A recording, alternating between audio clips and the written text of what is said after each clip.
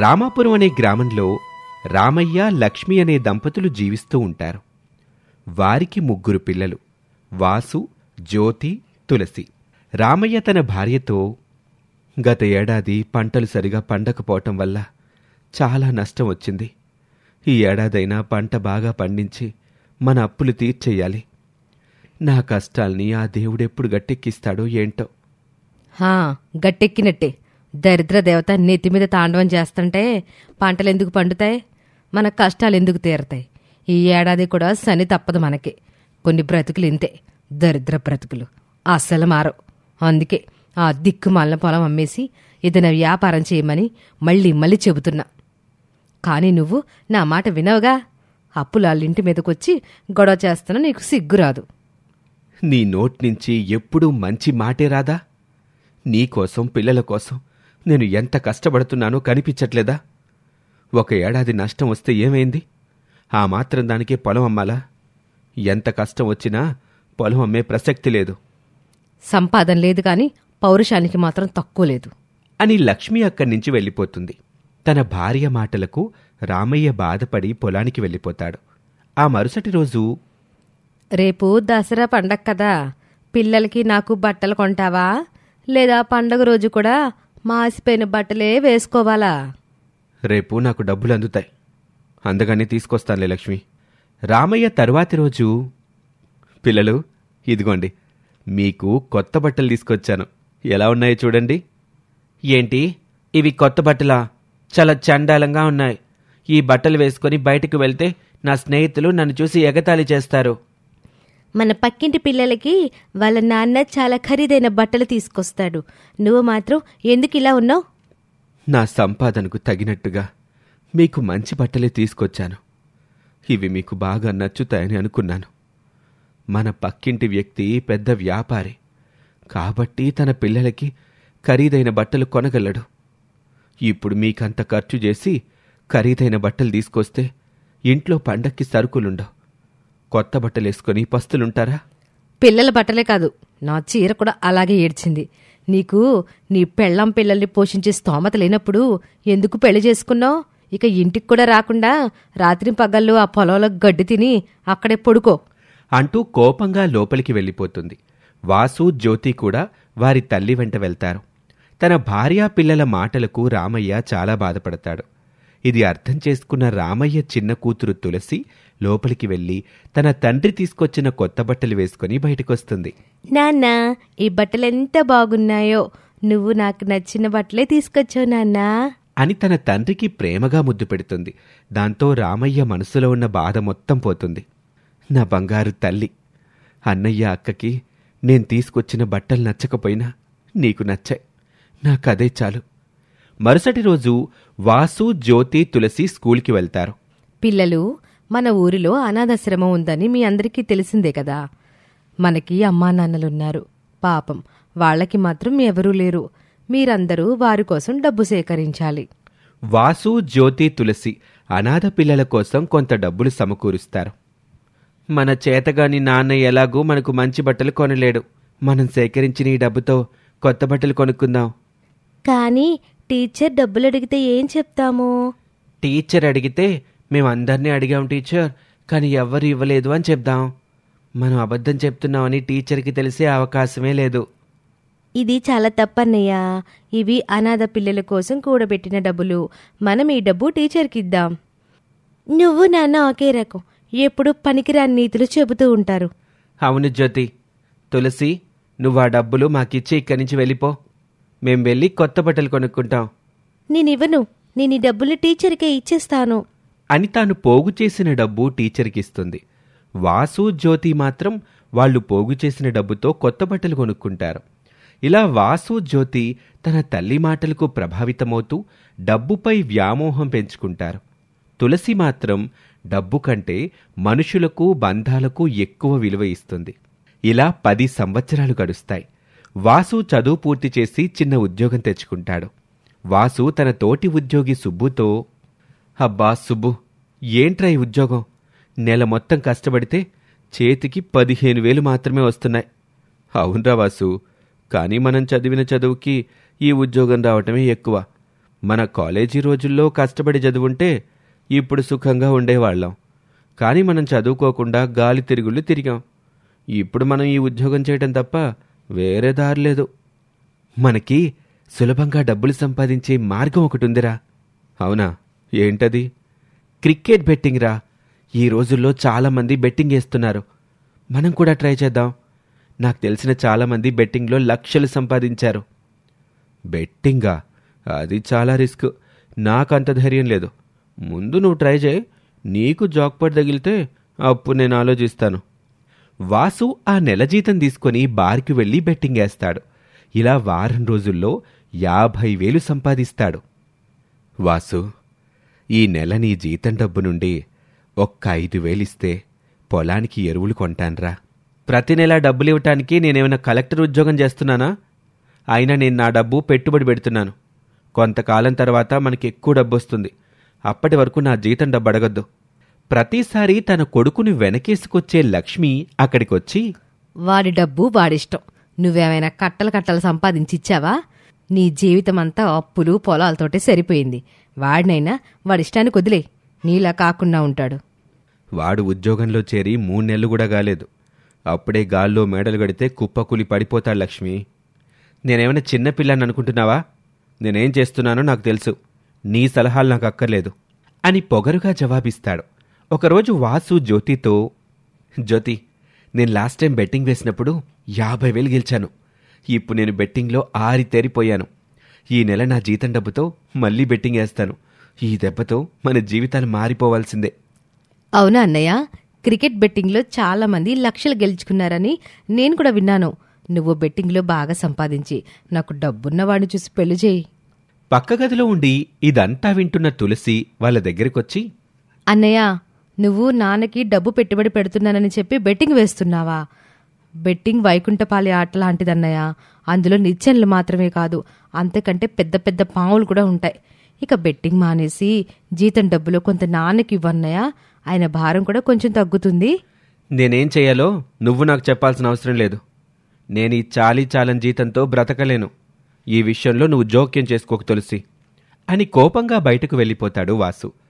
కొన్ని రోజుల తర్వాత బార్కు వెళ్ళి బెట్టు వేస్తాడు. ఈసారి డబ్బు పోతుంది. పోయిన డబ్బు రాబట్టాలని బెట్టింగ్లో ఇంకా ఎక్కువ డబ్బు పెడతాడు. ఇలా కొన్ని రోజుల్లోనే అతని దగ్గర ఉన్న డబ్బు మొత్తం పోతుంది. వాసు తల్లి లక్ష్మికి ఈ విషయం తెలుస్తుంది. నువ్వు బెట్టింగ్లో డబ్బు పోగొట్టుకున్నావని నాకు తెలిసిందిరా. ఇక నువ్వు ఆ ఉద్యోగం చేస్తూ నెమ్మదిగా డబ్బు సంపాదించుకోవడం మంచిది. నీ చెల్లెళ్ళకి పెళ్లి చేసిన తర్వాత నీకు కూడా పెళ్లి చేస్తాం. నీకొచ్చే కట్నం డబ్బుతో ఏదైనా వ్యాపారం చేసుకుందుగాని. సరే అమ్మా, నువ్వు చెప్పేది కూడా బాగానే ఉంది. కొన్ని రోజుల తర్వాత రామయ్య జ్యోతి కోసం సంబంధాలు చూడ్డం మొదలు పెడతాడు. అతను పురోహితుడితో మాట్లాడుతూ, మా పెద్దమ్మాయి బాగా చదువుకొని పెద్ద ఉద్యోగం చేస్తున్న అబ్బాయిని పెళ్లి చేసుకోవాలని ఆశపడుతుంది. మీకు తెలిసిన వాళ్లలో అలాంటి అబ్బాయిలు ఎవరైనా ఉన్నారా పంతులు గారు? ఓ, ఉన్నారండి. కాని వాళ్ళు 20 లక్షలకు పైగా కట్నం ఆశిస్తారు. మరి నేనంత కట్నం ఇచ్చుకోలేనండి. నాకున్నదే 2 ఎకరాల పొలం. అందులో 1 ఎకరం అమ్మి 3 లక్షల కట్నం మాత్రమే ఇవ్వగలను. అయితే మీరు వ్యవసాయం చేసుకునే అబ్బాయిల కోసం చూడడం మంచిది. కొన్ని రోజుల తర్వాత రామయ్య జ్యోతికి ఒక రైతు సంబంధం తీసుకొస్తాడు. అమ్మా జ్యోతి, నీకు మంచి సంబంధం చూశానమ్మా. అబ్బాయి కూడా నాలాగే రైతు. చాలా మంచివాడు. నిన్ను పువ్వుల్లో పెట్టుకుని చూసుకుంటాడమ్మా. ఏంటి, అతను కూడా రైతా? ఇది మంచి సంబంధం ఎలా అవుతుంది? వాడిని పెళ్లి చేసుకుంటే నేను కూడా పొలం పనులు చేసుకోవాలి. నువ్వు నాకు గొప్ప సంబంధాలు చూస్తున్నావని ఇన్ని రోజులు అనుకున్నాను. నాకు ఈ సంబంధం నచ్చలేదు. చూడమ్మా జ్యోతి, అబ్బాయి చాలా గుణవంతుడు. అతనికి సొంత పొలం ఉంది. అది పండించుకొని తన తల్లిదండ్రుల్ని బాగా చూసుకుంటున్నాడు. ఇందులో నామోషి ఏముంది? రైతంటే అంత చులకనెందుకు? ఇంతకంటే మంచి సంబంధం తీసుకొచ్చే స్తోమత నాకు లేదమ్మా. కాని అబ్బాయి మాత్రం నిన్ను బాగా చూసుకుంటాడని హామీ ఇవ్వగలను. అయినా కూడా జ్యోతి తన ఆలోచన మార్చుకోదు. జ్యోతికి రైతు సంబంధాలు తప్ప ఉద్యోగస్తుల సంబంధాలు రావు. దాంతో జ్యోతి రాజీపడి, నాన్నా, నువ్వు ముందుగా నాకొక రైతు సంబంధం తీసుకొచ్చావు కదా, నేను అతన్నే పెళ్లి చేసుకుంటానులే. నాకు అంతకంటే గొప్ప సంబంధాలు రావని అర్థమైంది. రామయ్య చాలా సంతోషించి కొన్ని రోజుల తర్వాత జ్యోతికి పెళ్లి చేసి పంపిస్తాడు. అత్తింటికి వెళ్లిన జ్యోతి తనలో తాను, బాగా డబ్బున్నాన్ని పెళ్లి చేసుకుని లైఫ్ని బాగా ఎంజాయ్ చేయాలనుకున్నా. చివరికి మళ్ళీ ఇలాంటి ఇరికింట్లో రాజీ పడుతూ బ్రతకాల్సి వస్తుంది అని అనుకుంటుంది. ఒకరోజు తన భర్త సంతోషంగా ఇంటికొస్తాడు. జ్యోతి, మీ నాన్న నాకు కట్నంగా ఇచ్చారే ఎకరం పొలం, దాని పక్క నుంచి హైవే పడబోతుంది. ఇప్పుడు ఆ ఎకరం పొలం విలువెంతో తెలుసా? ఎంత? 10 లక్షలయిందా? 30 లక్షలు జ్యోతి. 30 లక్షలా? అని కళ్ళు తిరిగి కింద పడిపోతుంది జ్యోతి. సుబ్బు తన మొహం మీద నీళ్లు చల్లుతాడు. స్పృహలోకొచ్చిన జ్యోతి, మీరు చెప్పేది నిజమేనా? నిజమే జ్యోతి, ఈ 30 లక్షలతో మన జీవితాలు మారిపోయినట్టే. 30 లక్షలు కాదు, 60 లక్షలు. 60 లక్షలేంటి జ్యోతి? నాన్న మీకొక ఎకరం పొలం కట్నంగా ఇచ్చాడు. మిగిలిన ఎకరం పొలం కట్నంగా ఇచ్చి తులసికి పెళ్లి చేయాలనుకుంటున్నాడు. మనం ఆ ఎకరం పొలం కూడా మన పేరు మీద రాయించుకోవాలి. కానీ మీ నాన్న ఆ పొలం మన పేరు మీద ఎందుకు రాస్తాడు? మీరు నేను చెప్పినట్లు చేయండి అని తన భర్తకి ఒక పథకం చెప్తుంది. ఇక ఇదిలా ఉండగా రామయ్యకు కూడా పొలం విలువ పెరిగిందని తెలుస్తుంది. అతను తన కూతురు తులసితో, ఇప్పుడు మన పొలం విలువ 30 లక్షలైంది తులసి. ఆ పొలం కట్నంగా ఇచ్చి నీకు మంచి సంబంధం తీసుకొస్తాను. ఇంతలో జ్యోతి ఆ ఇంటికొస్తుంది. రామయ్య జ్యోతితో, ఇంటికొస్తున్నావని ఫోన్ చేసి చెప్తే బస్టాండ్కొచ్చేవానిగా జ్యోతి. జ్యోతి దొంగ ఏడుపేడుస్తుంది. ఏమేం జ్యోతి? మన పొలం విలువ పెరిగిందని మా ఆయనకి తెలిసింది. ఆ ఎకరం పొలం తన పేరు మీద రాయించమని మీ అల్లుడు నన్ను ఇంట్లో నుండి పంపించేశారు. అదేంటి జ్యోతి, ఆ ఎకరం పొలం కట్నంగా ఇచ్చి తులసి పెళ్లి చేయాలనుకుంటున్నానుగా. ఆ పొలం మీ ఆయన పేరు మీద రాస్తే నేను తులసి పెళ్ళెలా చేయగలను? నేను కూడా మా ఆయనతో అదే చెప్పాను నాన్న. కానీ ఆయన నా మాట లెక్క చేయడం లేదు, నన్ను కొట్టాడు కూడా. తన అక్క దొంగ బుద్ధిని అర్థం చేసుకోలేకపోయిన తులసి, నిన్ను బావ కొట్టాడా అక్క? ఆ పొలం బావ పేరు మీద రాయడమే మంచిది నాన్న. నువ్వు ఊరుకో తులసి, అల్లుడు గారికి నేను నచ్చ చెప్తానులే అని జ్యోతిని తీసుకుని తన అల్లుడింటికి వెళ్తాడు. అల్లుడుగారు, మీకు కట్నంగా ఇస్తాను అన్న ఎకరం పొలం మీకిచ్చేశాను. ఇప్పుడు మిగిలిన ఎకరం పొలం కూడా అడగటం భావ్యం కాదు. ఆ పొలం మీదే నా రెండవ కూతురి భవిష్యత్తు ఆధారపడి ఉంది. అదంతా నాకు అనవసరం. నాకు ఆ పొలం కావాలి. దయచేసి మీ ఆలోచన మార్చుకోండి అల్లుడుగారు. నేను మీకు 5 లక్షలు ఇస్తాను. ఆ పొలం మాత్రం అడక్కండి. రామయ్య చాలాసేపు ప్రాధేయపడ్డ తర్వాత, సరే మామయ్య, ఆ 5 లక్షలు త్వరగా ఇవ్వండి. సుబ్బు 5 లక్షలు తీసుకోవటానికి ఒప్పుకోవటంతో జ్యోతికి చాలా కోపం వస్తుంది. కానీ తన తండ్రి ముందు బయటపడదు. రామయ్య తన ఇంటికి వెళ్తూ జ్యోతితో, ఏం భయపడకు జ్యోతి, అల్లుడుగారు మళ్ళీ నిన్నిబ్బంది పెడితే వెంటనే మాకు తెలియచే అని చెప్పి అక్కడి నుంచి వెళ్ళిపోతాడు. జ్యోతి లోపలికొచ్చి తన భర్తతో, నీకసలు బుద్ధుందా? ఎకరం పొలం లాక్కోవడానికి నేను పథకం వేస్తే నువ్వేంటి 5 లక్షలు తీసుకోవడానికి ఒప్పుకున్నావు? 5 లక్షలు వస్తున్నాయిగా, దీంతో సరిపెట్టుకోలే జ్యోతి. నాకు ఆ 5 లక్షలు సరిపోదు అని ఒక కర్ర తీసుకుంటుంది. సుబ్బు భయపడి, నాకు బుద్ధి తక్కువై 5 లక్షలు ఇస్తే సరిపోతుందన్నాను, నన్ను కొట్టకు. జ్యోతి ఆ కర్రతో తన తల మీద కొట్టుకుంటుంది. ఏం చేస్తున్నావు జ్యోతి? నువ్వు నన్ను రక్తం వచ్చేలా కొడుతున్నావని చెప్పి మా నాన్న నీ పేరు మీద పొలం రాసిచ్చేలా చేస్తాను. సుబ్బు తన మనసులో, అమ్మో, నేను డబ్బు పిచ్చి పట్టిన రాక్షసిని పెళ్లి చేసుకున్నానా అని అనుకుంటాడు. జ్యోతి గాయాలతో తన ఇంటికి వెళ్తుంది. అక్క సంతోషంగా ఉండడమే మనకి కావాలి కదా నాన్న. ఆ పొలం బావ పేరు మీద రాసేయండి అని తులసి తన తండ్రిని ఒప్పించి తన బావ పేరు మీద పొలం రాయిస్తుంది. తన పన్నాగం విజయవంతం కావటంతో జ్యోతి చాలా సంతోషిస్తుంది. కొన్ని రోజుల తర్వాత ఆ 2 ఎకరాల పొలాన్ని 60 లక్షల రూపాయలకు అమ్ముతుంది. ఒకరోజు సుబ్బు, ఈరోజు కూలీలకి డబ్బులివ్వాలి, నేను సాయంత్రం ఇంటికొచ్చేసరికి కొంచెం ఆలస్యం అవుతుంది జ్యోతి. ఇక మీరు వ్యవసాయం చేయడం మానేయండి. ఇప్పుడు మన దగ్గర బోలెడంత డబ్బుంది. రైతుల నుండి పంటను కొని నేరుగా పట్నం పంపించమ్మితే చాలా లాభాలొస్తాయి. జ్యోతి చెప్పింది నచ్చి సుబ్బు దళారిగా మారతాడు. రైతుల నుండి పంటను కొని పట్నం పంపించి అధిక లాభాలకు అమ్ముతాడు. 2 ఏళ్ల తర్వాత పెద్ద ఇల్లు కూడా కట్టిస్తాడు. గృహప్రవేశానికి రామయ్య తన కుటుంబంతో కలిసి అక్కడికి వెళ్తాడు. జ్యోతి, నీ అదృష్టం బావుండి నువ్వు కోరుకున్నట్టుగా విలాసవంతంగా బ్రతుకుతున్నావు. నిన్నిలా చూస్తుంటే నాకు చాలా సంతోషంగా ఉంది.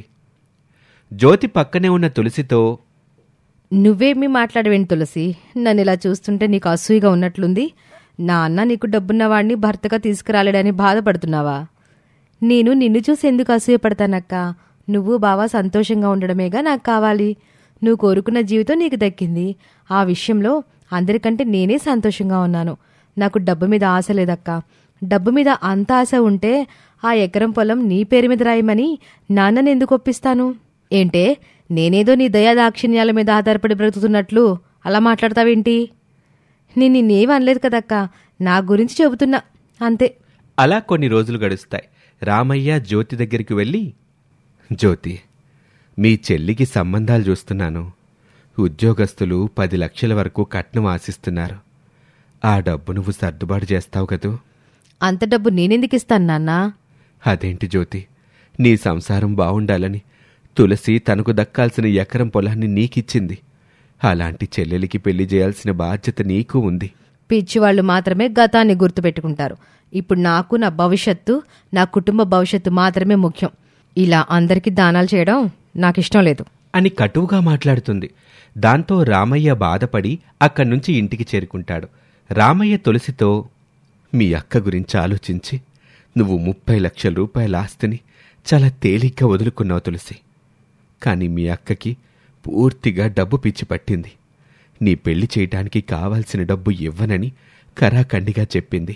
పిల్లలకి చిన్నతనం నుండి డబ్బుంటేనే సంతోషంగా బ్రతకగలమని చెప్పానే తప్ప మనుషులకి, బంధాలకి అంతకంటే ఎక్కువ విలువివ్వాలని ఎప్పుడూ చెప్పలేదు. ఒక రకంగా జ్యోతి ఇలా తయారవడానికి కారణం నేనే.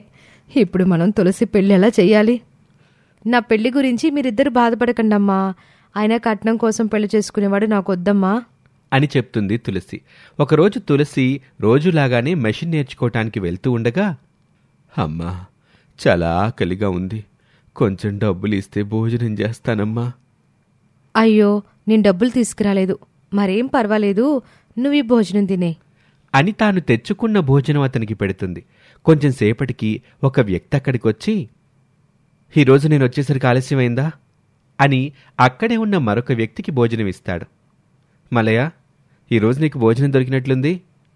ఇప్పుడే ఈ అమ్మాయి గారు నాకు పెట్టారయ్యా. రాము తులసి ఇద్దరూ ఒకరినొకరు చూసుకుంటారు. ఈయన పేరు రాము. ఈయనే మాకు రోజు భోజనం పెడతాడు. అవునా, మీరు చాలా మంచి పని చేస్తున్నారండి.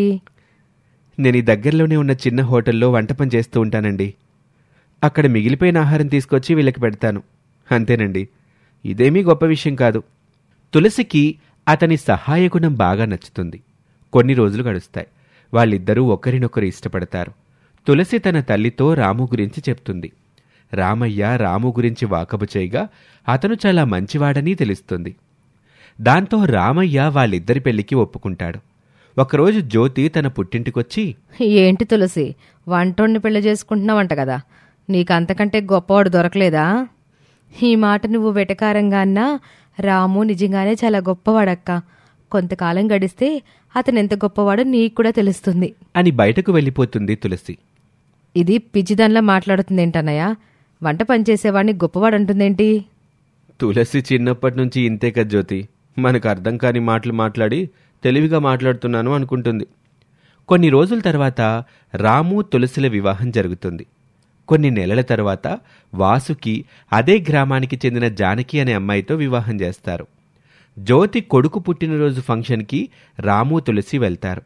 జ్యోతి తన భర్త సుబ్రహ్మణ్యంతో, మీ తరపు బంధువులు చాలా మంది ఇంటికొచ్చారు. మన పని మనిషి సరిగ్గా ఇదే రోజు సెలవు పెట్టేసింది. ఇప్పుడు ఎంత పని చేయడం నా వల్ల కాదు. నువ్వు కాకపోతే ఇంకెవరు చేస్తారు జ్యోతి? మా చెల్లుందిగా, ఆ పిచ్చిదానికి చెప్తే అన్ని పనులు చేస్తుంది. తులసి, మీ బావ తరపు బంధువులు చాలామంది ఫంక్షన్కి వచ్చారు. నాకు కొంచెం నలతగా ఉంది. వచ్చిన అతిథులకి టీ కాఫీలు పెట్టిస్తావా? సరే అక్క, నువ్వు విశ్రాంతి తీసుకో. అన్ని పనులు నేను చూసుకుంటాను. తులసి అతిథులకి టీ కాఫీలు అందిస్తుంది. జ్యోతి, ఈ కాఫీ చాలా బాగుంది. నా జీవితంలో ఇలాంటి కాఫీ ఎప్పుడూ తాగలేదు. ఈ కాఫీ ఇచ్చిన అమ్మాయి మీ బంధువా? అది నా బంధువేమిటి, నా వంట మనిషి. ఈరోజే తన్ని పనిలో పెట్టుకున్నాను.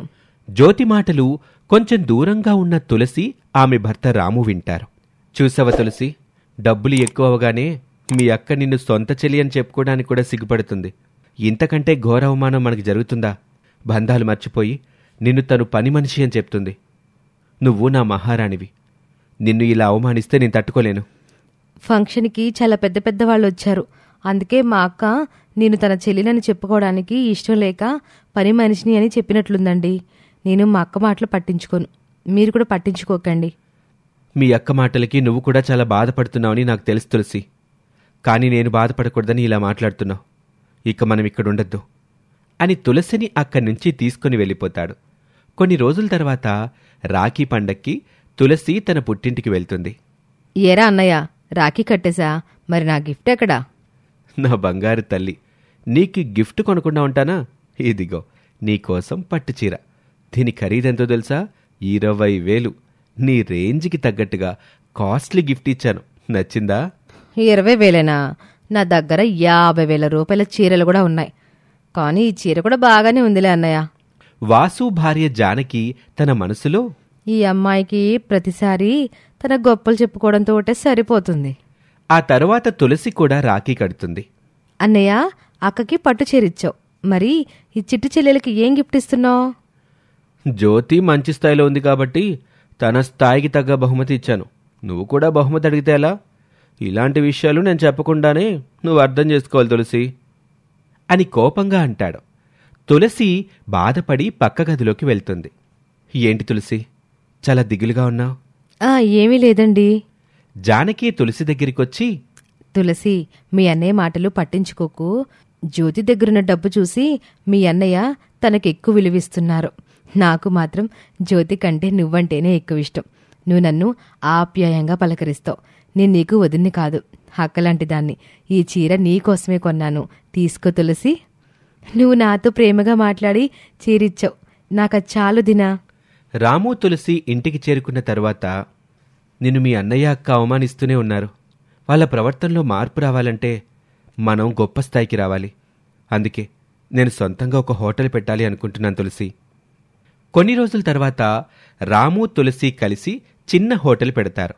రాముతో పాటు తులసి కూడా వంట చేస్తుంది. హోటల్ ఓ మోస్తరుగా నడుస్తుంది. ఒకరోజు జ్యోతి తన భర్త పిల్లలతో కలిసి కారులో వెళ్తూ ఆ హోటల్ దగ్గర ఆగుతుంది. తులసి, హోటల్ ఎలా నడుస్తుంది? బాగానే నడుస్తుందక్క. హోటల్ పెద్దగా కట్టించుకోవచ్చు కదా, కుర్చీలు బల్లలు కూడా బాగోలేదు. హోటల్ పెద్దగా కట్టించాలంటే ముందు చిన్నగా ప్రారంభించాలి కదక్క. ఇది మా మొదటి అడుగు. దీని దగ్గర డబ్బు లేకపోయినా ధైర్యానికి ఏం తక్కువ లేదు. జ్యోతి పెద్ద కొడుకు అజయ్, పిన్ని మాకేదైనా టిఫిన్ పెట్టు. చి, ఇక్కడే టిఫిన్ చేస్తావా? టౌన్కి వెళ్తున్నాం కదా, అక్కడ స్టార్ హోటల్లో తిందుగాని. మనం ఏం చేసినా మన స్థాయికి తగ్గట్లుగా చేయాలి అని వెటకారంగా మాట్లాడి అక్కడి నుంచి వెళ్ళిపోతుంది. జ్యోతి తన ఆత్మధైర్యం దెబ్బతీయాలని అనుకుంటుందని తులసికి అర్థమవుతుంది. కొన్ని రోజులు గడుస్తాయి. హోటల్కి జనం ఎక్కువగా రావటం మొదలు పెడతారు. నువ్వు చేస్తున్న రుచికరమైన వంటల వల్లే ఇంతమంది వస్తున్నారు తులసి. ఇప్పుడు మనం హోటల్ని అభివృద్ధి చేయొచ్చు అనుకొని హోటల్ రూపురేఖల్ని పూర్తిగా మార్చేస్తారు. దాంతో వారి ఆదాయమూ పెరుగుతుంది. కష్టపడి సంపాదించిన డబ్బులో ఉన్న ఆనందం ఎక్కడా ఉండదు. మన కష్టం వృధా కాలేదండి. మీ కష్టంలో న్యాయం ఉంది. కొంచెం ఆలస్యమైనా ఆ దేవుడు మనల్ని ఆదుకున్నాడు. ఇదిలా ఉండగా వాసు తన భార్యతో, జ్యోతి చాలా విలాసంగా జీవిస్తుంది. తులసి కూడా బాగానే స్థిరపడింది. ఇక నేను కూడా బట్టల షాప్ పెట్టాలి అనుకుంటున్నాను. షాప్ పెట్టాలంటే చాలా డబ్బులు కావాలి కదా, అంత డబ్బు మన దగ్గర లేదు కదండి. బ్యాంక్ లోన్ అప్లై చేస్తాను జానకి. వ్యాపారంలో వచ్చిన లాభాలతో వాయిదాలు కట్టుకోవచ్చు. కొన్నాళ్ళ తర్వాత లోన్ తీరిపోతే మనకి ఎటువంటి సమస్య ఉండదు. వాసు బ్యాంకుకు వెళ్లి లోన్ అప్లై చేస్తాడు. లోన్ శాంక్షన్ అవ్వటంతో వాసు బట్టల షాప్ పెడతాడు. కొన్ని నెలలు గడుస్తాయి. పోటీ ఎక్కువగా ఉండటం వల్ల వాసు బట్టల దుకాణం సరిగా నడవదు. మన దగ్గర బట్టలు ఎవరూ కొంటలేదు జానకి. షాప్లో స్టాక్ అంతా అలాగే మిగిలిపోయింది. 1వ తారీఖు లోపు లోన్ కట్టకపోతే బ్యాంకు వాళ్ళు మన ఇంటిని జప్తు చేస్తారు. ఇల్లెందుకు జప్తు చేస్తారండి? బ్యాంకు లోన్ కోసం మన ఇల్లు తాకట్టు పెట్టాను జానకి. మీరొప్పుకోరని ఈ విషయం నీ దగ్గర అమ్మా నాన్నల దగ్గర దాచిపెట్టాను. ఎంత పని చేశారండి. ఈ విషయం అత్తయ్య మామయ్యకి తెలిస్తే తట్టుకోలేరు. నువ్వు కంగారు పడకు జానకి. నేను జ్యోతి దగ్గరికి వెళ్ళి కొంత డబ్బు అడుగుతాను. తను నాకు ఖచ్చితంగా సాయం చేస్తుంది అని జ్యోతి దగ్గరకు వెళ్తాడు. జ్యోతి, బావగారు ఇంట్లో లేరు కదా? ఇప్పుడే బయటికెళ్ళారన్నయ్య. ఇంతకీ ఏమిటి విషయం? వాసు తనకి వ్యాపారంలో నష్టం వచ్చిన సంగతి చెప్తాడు. లోన్ తీర్చకపోతే బ్యాంకు వాళ్ళు మన ఇల్లు జప్తు చేసుకుంటారు. అదే జరిగితే నా పరువు పోతుంది. నేను ఎప్పుడూ ఏమీ అడగలేదు. నువ్విప్పుడు కొంచెం డబ్బు సహాయం చేస్తే మళ్ళీ నా వ్యాపారంలో లాభం రాగానే ఇచ్చేస్తాను. అసలు నిన్ను వ్యాపారం ఎవరు చేయమన్నారు? ఒకవేళ నేను నీకు డబ్బులిచ్చినా మళ్ళీ నాకు తిరిగిస్తావని గ్యారెంటీ ఏమిటి? నేనివ్వను. ఒకసారి డబ్బిస్తే అది ఇక్కడతో ఆగదు. అదేంటి జ్యోతి, ఏమైనా అవసరం ఉంటే డబ్బు అడగమని నువ్వే అన్నావు కదా, అందుకే నీ దగ్గరికి వచ్చానమ్మా. దయచేసి నాకు ఈ ఒక్కసారికి సహాయం చేయి జ్యోతి, లేదంటే ఊళ్ళో నా పరువు పోతుంది. నేనేదో మాట వరుస కంటే నిజంగా డబ్బులు అడిగేస్తావా? అయినా నీకు డబ్బులిచ్చి నువ్వు తిరిగి ఇవ్వకపోతే మా ఆయన దగ్గర నా పరువు పోతుంది. నీకు డబ్బు ఇవ్వడం అయితే కుదరదు. ఇక బయలుదేరు. మీ బావగారు ఇంటికొచ్చే సమయం అయింది. జ్యోతి మాటలకి బాధపడి వాసు అక్కడి నుంచి ఇంటికి వెళ్ళిపోతాడు. జ్యోతి తన భర్తకి డబ్బివ్వలేదని తెలుసుకొని, జ్యోతికి చాలా డబ్బు పిచ్చండి. తను మీకు డబ్బివ్వదని నేను ముందుగానే అనుకున్నాను. కానీ తులసి అలాంటి మనిషి కాదు. మీ పరిస్థితి గురించి తనకి తెలియచేస్తే ఖచ్చితంగా తను సహాయం చేస్తుంది. నేను చిన్నప్పటి నుండి తులసి కంటే జ్యోతితోనే ఎక్కువ ఆప్యాయంగా ఉన్నాను. నేను తులసిని చాలాసార్లు అవమానించాను. అంత ప్రేమగా చూసుకున్న జ్యోతే నాకు సాయం చేయలేదు. ఇక తులసి ఎందుకు చేస్తుంది? తులసిని మీరు తప్పుగా అర్థం చేసుకున్నారండి. మీరు తనని చిన్నచూపు చూసినా తులసికి మీరంటే చాలా అభిమానం. తులసి జ్యోతిలాగా హెచ్చులకు పోయే రకం కాదు. తను క్షమాగుణం గల అమ్మాయి. తను మీకు ఖచ్చితంగా సహాయం చేస్తుంది. వాసు తులసి ఇంటికి వెళ్తాడు. వాసుని చూసి తులసి సంతోషంతో, అన్నయ్య, ఇన్ని రోజులైంది నువ్వు మా ఇంటికొచ్చి. బాగున్నావా? వదిన ఎలా ఉంది? వాసు ఏమీ మాట్లాడకుండా మౌనంగా ఉంటాడు. అలా ఉన్నావేమిటన్నయ్య? ఏమైనా ఇబ్బందా? ఏం చెప్పమంటావు తులసి, నేను చేసిన తప్పులకి దేవుడు నాకు శిక్ష విధించాడు అని జరిగిందంతా చెప్తాడు. నువ్వేమీ కంగారు పడకన్నయ్య. మేము ఈ మధ్య పక్కూరులో మరొక హోటల్ పెట్టాము. ఆ హోటల్ అమ్మి నీకు డబ్బిస్తానన్నయ్య. నేను నిన్ను చాలాసార్లు అవమానించాను. అదంతా మనసులో పెట్టుకోకుండా ఇప్పుడు నాకు సాయం చేస్తున్నావు అని కంటతడి పెట్టుకుంటాడు. ఇప్పుడు గతం గురించి ఎందుకన్నయ్య? హోటల్ అమ్మటానికి బావగారు ఒప్పుకుంటారా తులసి? ఇంతలో రాము ఇంటికొస్తాడు. వచ్చి ఎంతసేపైంది బావగారు? తులసి రాముకి తన అన్నయ్య పరిస్థితి గురించి వివరంగా చెప్తుంది. అయితే మనం కొత్తగా పెట్టాం కదా, ఆ హోటల్ బ్రాంచ్ నమ్మేద్దాం. ఆ డబ్బుతో మీ అన్నయ్య బ్యాంక్ లోన్ తీర్చేయచ్చు. వీలైనంత త్వరగా ఆ హోటల్ నమ్మి మీకు డబ్బు ఏర్పాటు చేస్తాం బావగారు. ఏం దిగులు పడకండి. మీ అన్నయ్యకి భోజనం పెట్టి తులసి అని గదిలోకి వెళ్తాడు రాము. హోటల్ అమ్మటానికి నా భర్త ఒప్పుకుంటాడా అని అడిగావు కదన్నయ్య. నేను ఆ మాట అనకముందే హోటల్ అమ్ముదామని ఆయన అన్నారు. చూసావా, బయట మనుషులకి కష్టం వచ్చినా ఆయన తట్టుకోలేరు. అలాంటిది నీకు కష్టం వస్తే ఆయన తీర్చకుండా ఎలా ఉంటారన్నయ్య? రాముని తప్పుగా అర్థం చేసుకున్నానని వాసు చాలా బాధపడతాడు. రాము హోటల్ అమ్మగా వచ్చిన డబ్బుని వాసుకిస్తాడు. వాసు రాము కలిసి బ్యాంకుకు వెళ్లి లోన్ తీరుస్తారు. ఇంటికొచ్చిన తర్వాత రాము వాసుతో, బావా, మీకు అభ్యంతరం లేకపోతే మనిద్దరం కలిసి హోటల్ని నడుపుదాం, లాభాలు పంచుకుందాం. ముందు నా కష్టం తీర్చావు, ఇప్పుడు వ్యాపారంలో భాగస్వామ్యం ఇస్తానంటున్నావు. నీకు నేను జీవితంతో రుణపడి ఉంటాను బావా. ఇద్దరూ కలిసి హోటల్ చూసుకుంటారు. ఏడాది తరువాత తులసి కొడుకుకి జన్మనిస్తుంది.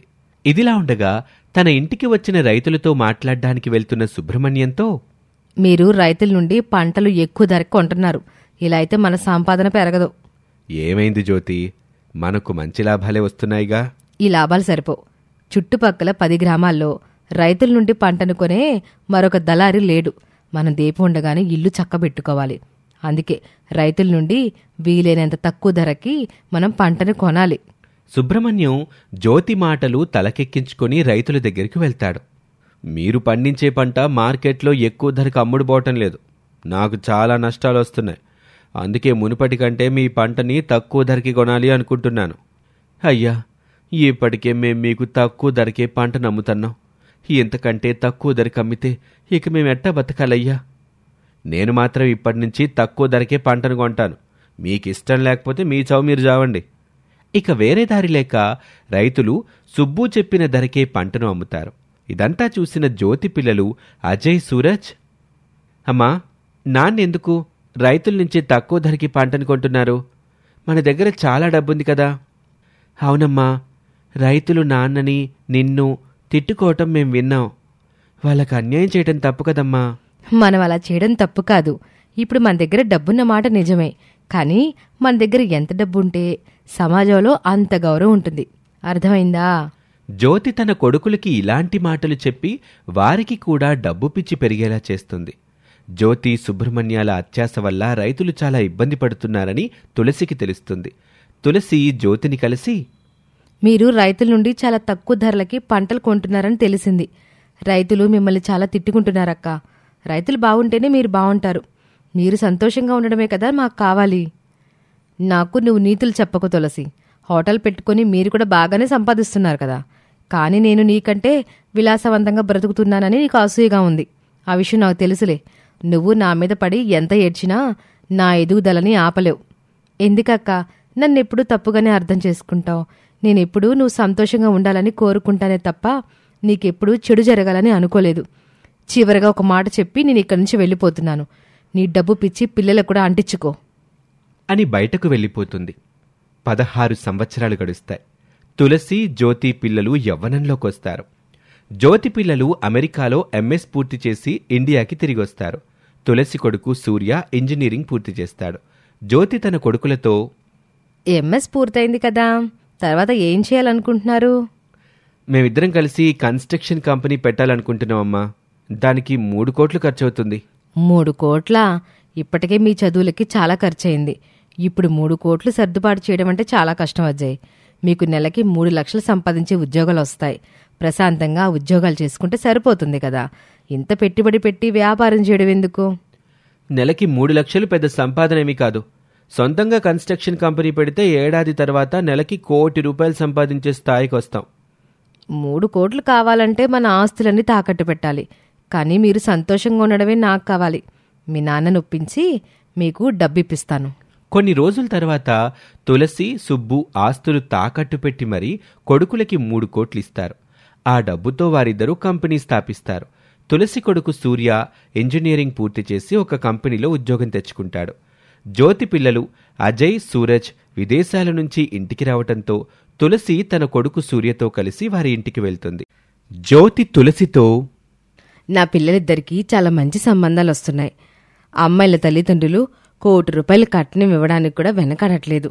అయినా సమాజంలో మాకున్న పలుకుబడికి ఇలాంటి సంబంధాలు రావడంలో ఆశ్చర్యం లేదనుకో. ఇందుకీ సూర్యకి సంబంధాలు వస్తున్నాయా? సంబంధాలు వచ్చినా నా కొడుకులకిచ్చే కట్నం నీ కొడుక్కి ఇవ్వర్లే.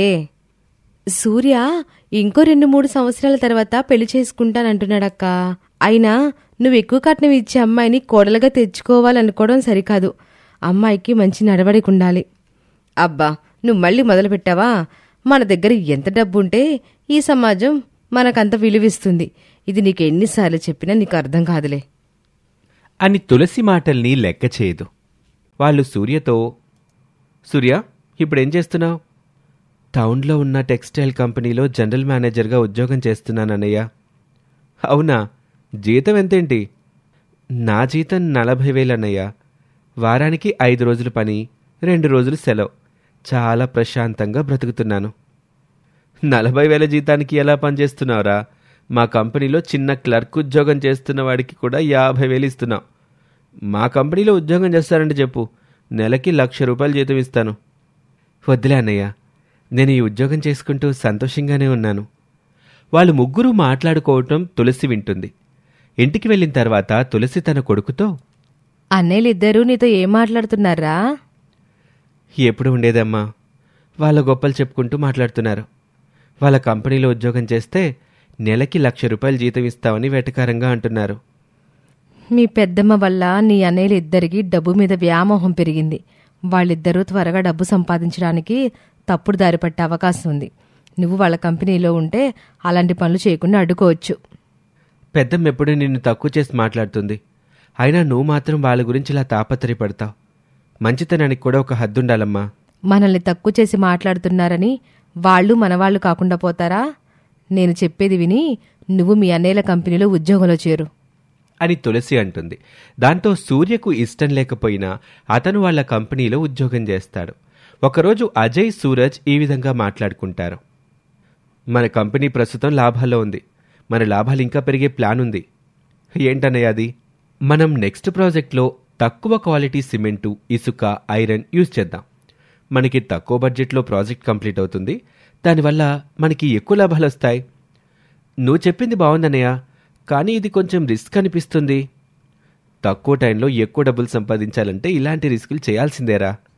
ఇలా ఇద్దరూ కలిసి తక్కువ నాణ్యత గల ఇనుము, ఇటుకల్ని తెప్పిస్తారు. ఈ విషయం తెలుసుకున్న సూర్య వాళ్ళ దగ్గరికి వెళ్ళి, ఈ మెటీరియల్తో బిల్డింగ్స్ కడితే కొంతకాలంలోనే కూలిపోతాయన్నయ్య. ప్రభుత్వం పేదల కోసం ఈ ఇల్లు కట్టిస్తుంది. వాళ్ళకి ఒక నీడ దొరుకుతుందని పేదలు కూడా చాలా సంతోషిస్తున్నారు. మీ అత్యాశ వల్ల వాళ్ళ ప్రాణాలు పోయే అవకాశం కూడా ఉంది. మొదలుపెట్టావా నీ నీతులు? మాకు డబ్బులు మాత్రమే ముఖ్యం. వాళ్ళు ఎలా పోతే మాకేంటి? నీ నెల జీతం నువ్వు తీసుకొని మూసుకొని పంచే.